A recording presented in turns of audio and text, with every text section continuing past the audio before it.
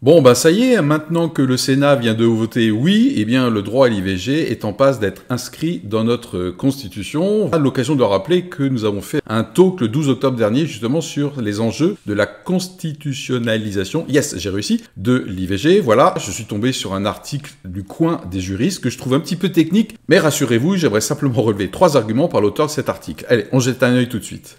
Je suis donc sur le Club des juristes, voilà, qui est un site d'actualité vu sur le prisme du droit. L'auteur, en l'occurrence Bertrand Mathieu, professeur à l'école de droit de la Sorbonne, Université Paris 1, vice-président de l'Association internationale de droit constitutionnel. Voilà, bon, son opinion, clairement, c'est que c'est inutile, concrètement, en tout cas d'un point de vue juridique, d'inscrire l'IVG dans la Constitution. Voilà. Ce que je trouve bien dans cet article, c'est la prise de recul, notamment par rapport au principe de la loi Veil, donc il y a 50 ans, et donc il rappelle bien que Simone Veil souhaitait que l'avortement reste l'exception, l'ultime recours pour des situations sans issue. Voilà, donc au départ, il ne s'agissait pas d'un droit à l'avortement. Le deuxième point de recul, c'est ce délicat équilibre entre la liberté de la femme à disposer de son corps, mais également la protection de l'embryon et la liberté de conscience, notamment du personnel médical. Et il termine comme quoi la protection de l'embryon et la liberté de conscience des soignants, eh bien, ne bénéficient pas de la même consécration. Alors, votre réaction? Réaction A, écoute Philippe, en effet, je suis d'accord sur au moins un point avec ce professeur de droit, c'est qu'en fait, c'est pas juridique cette histoire, elle est sociétale, c'est un signal, c'est un symbole clair et net, et à ce titre, moi, je suis tout à fait partisan de cette inscription de droit à l'IVG dans la Constitution, voilà. Réponse B, écoute Philippe,